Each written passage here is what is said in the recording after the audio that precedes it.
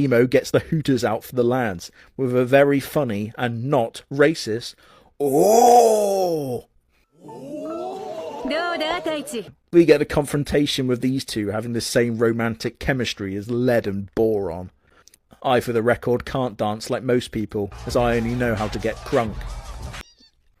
Cyviz is an idle anime, which turned me off quicker than Possum Pussy. We get a PowerPoint presentation where whilst they are making music, they are also superheroes. I was a superhero in the 40s, though the press kept calling me the Berlin Strangler. Oh, actually, I remember there's another black myth. OJ was innocent. I'm not saying you should say slurs, as that's what got me my hate crime conviction against the gnomes. Apparently, you can't call them gnomos anymore. Can you believe it? Backstabbed in a backwater dungeon, my GIF level 9999 unlimited gacha fucking obliterates the Wank Title Award, entering the Hall of Fame alongside Bogus Skill Fruitmaster about that time I became able to eat unlimited number of skill fruits that kill you. Fuck. I'm not saying that you should blame the victim here, but if you were ever a weak healer or whatever, maybe don't go with the hero party to a level you aren't equipped to handle. The hotel guy gets carrier bagged. He might have been alright if it were a bag for life. Potion Saves My Lives is a wank-looking isekai of the same budget as your local crackhead. We have what appears to be a Battlestar Galactica game. If you're wondering what Battlestar Galactica is, it's basically Star Trek for the even more severely autistic. One dance, what the Thai lady says to me in the strip club. Sorry about that one. Oh, it's about dancing. I just wish to dance, he says. Japanese Billy Elliot, I think, except dancing is considered cool now, and not punishable by death. You can't fight at full strength if your troops are tired and hungry. Wow, how clever, Big Brother. No wonder her people are dead. A meal? A succulent Japanese meal?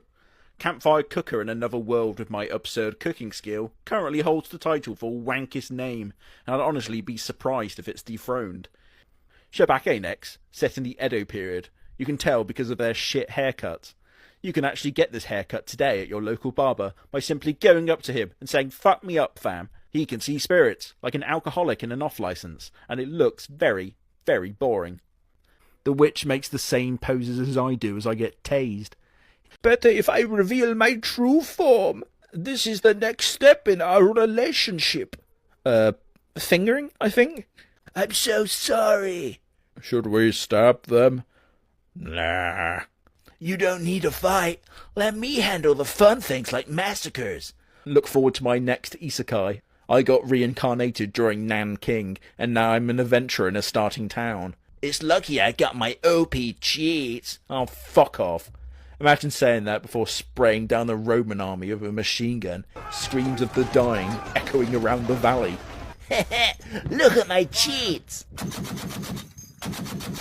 If I got woken up like this with someone so close to my face, they'd get a devastating upkick for spooking me. Next we have Sander, how deaf people say Santa. And the banished court magician aims to be one of the strongest. If this was any more formulaic, then it might as well be considered maths. Mechanical Marie follows the harrowing journey of the world's first sex bot. Uh-oh, she's not a robot, she's a person pretending to be a robot. Feel sorry for the guy being lied to, as when he ejaculates within her, she'll get pregnant instead of rusting. Yano Kun's Ordinary Days has great potential for a true school slice of life, by including things that are neglected by all the other shows in the genre, including saying goodbye to friends, walking home, and finally taking that shit you've been holding in all day. We get girls teasing kissing to pass on a cold, and then they were like, "Oh, I sure love you, sister." What the fuck is this? What the fuck is this? Wake up, Rimjob, which is my ideal way to arise from slumber. He's like, "Oh," when he touches her. Are Japanese that starved of physical touch? I'm fairly sure I burnt my bridges with the Japanese based on, all the jokes, so it doesn't really matter anymore. I reckon when they fight they go, "Ew, ew," every time their fist hits someone's face. Also, we get the POV of a lost gerbil witnessing events from below. The Blood Elves are under attack, I assume by the Crypt Elves. Here, Have a cuppa, love. Ah, you're crying in your brew, you bastard. Objective, follow mum. Like I do at the supermarket, lest we get separated and I cry. A green light emanates from his room. She mistakes this for Liar coming back, where it's me manufacturing a criticality incident under his bed. A star brighter than the sun, I believe, refers to Sirius, aka the Dog Star, Canis Major constellation. Ha! What up, my G? Oh no, sorry, it's a romance anime about a short king, where she loses interest after his growth spurt. Get away from me, Tawley! My slur for tall people, by the way. Did I just make up the plot? Yes. Do you intend to tell the real one? No. This is called a Magatama. The voice actor displaying all three of his Japanese Duolingo sessions. Brother Dude and Joey are about to become Oaf Brothers, I presume spelt O-A-F. Whilst the Wolf Clan are preparing for a final stand and likely complete annihilation, Liar decides to go shopping like the big piece of shit he is. Why didn't you get me a hair accessory? I decided to give her an infrared strobe so the Javelin team won't miss.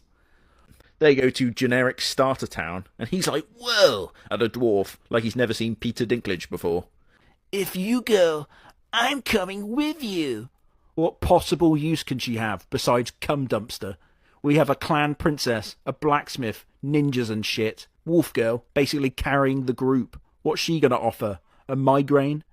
You'll have to do things that you wouldn't do in the modern world. I assume dying of basic infections and shitting in holes. Let's Play is about a girl who plays video games, who when not being harassed when playing multiplayer games, is actually making them. Oh, evil dude is a cardinal who's been spending his time harassing children, just like in our world. He says, oh, I sure hope 2 isekai protagonists won't be a threat to my army. Ugh, bad news, bub. I feel like Mori, about to tell someone they are not the father. You are not.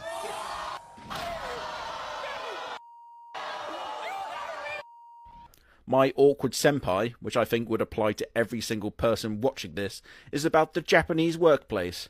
She looks like a tough professional, but really, she's a goof at heart. Shenanigans in the workplace, which I think for the Japanese means dying at your desk. Yes, I am beefing with the Japanese. Why? Because it's very funny. This feels right in my hands, like the British do, with a cup of tea or a syringe of heroin. The men, they are all spellbound. Which is what happens to all of the handsome young lords when they see me walk into the ball. Enshrouded, a German game. Oh! Bet it's not funny. Swim underwater, find treasure, and have the Bondi rescue team revive you after you drown. Pass the monster meat, milady, what the neckbeard says at the orgy. Trailer showed nothing, so I'm going with a cock-sucking anime, which I feel unironically would be extremely popular. Oh, all of these things are clearly references to the Norse god pantheon. Is he biracial like me? In Ragnarok, he's known as the Dark One. He's not black, she shouts. If the story is true, then that means I'm the Dark One. But you're not black, she says. He gets jealous and controlling over who she hangs around with, making him a toxic prick on top of being an unlikable cum rag. He goes out in traditional African dress to spite girlfriend. They don't recognise him in his African attire until he whips it off. Wait, you're not black? My joke is made real when the tavern lady is like, It's the Dark One.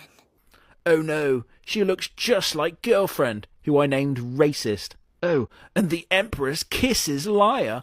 Whoa! They all say. I'd have popped her in the mouth for doing it unconsensually. Experience the joys of being a cowboy, shooting the indigenous and shagging donkeys.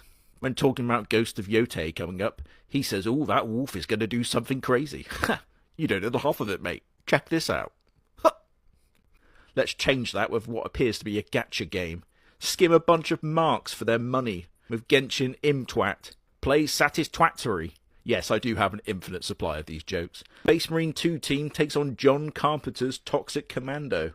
I was a Toxic Commando once, telling all the Nazis I shot in France to get good and go back to the fucking tutorial where they belong.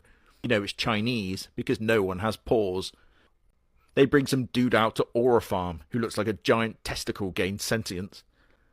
I have to know, will you marry me? Oh, fucking hell. This world, I was raised to a position of power without speaking the language. I assume his other competition being a single leaf, a lumpy pile of sick and a profiterole. I'm the leader of the Wolf Clan. What the fuck did you just say? After that statement, I thought of the perfect name for him. Liar. Hero without a class. Who even needs skills? Immediately steals the wank title spot based on how annoying it is. This made me consider what kind of classes are in our world. Healer? Warrior? Hunter? Cunt? The dark history of the reincarnated villainess tells the story of the hero party finding out about Thatcher Chan's political history. Ending song review. Worst I've ever heard. Not joking. This is music in the same way that hydrochloric acid is a refreshing drink. Well, then again, with the trusty Honda motorbike at their side, it technically can be used as a sex bot, if you're one of those weird people who likes to shag cars. My name is Nathaniel, I'm 27 years old, and I'm in a serious relationship with my car. Tojima wants to be a masked rider is about the entrepreneurial spirit of a London phone thief just trying to make it big in the city. Oh, they're just jealous of Slave Girl being so close with the great leader, and it's very North Korea-y, jumping around like wee bowling fans whenever he comes in the room. The Last Blossom is certainly interesting. A prisoner serving life in prison, I assume for some horrific sex crime, begins to communicate with a flower in what I believe is a prison hooch hallucination. He's basically beating up a disabled person, which usually I'd find funny in concept. Much like me, he's rolled up to the function, specifically to be a cunt and leave. Wow, the bride sure is confident. I mean, to wear that in public. Until we meet again, toodles!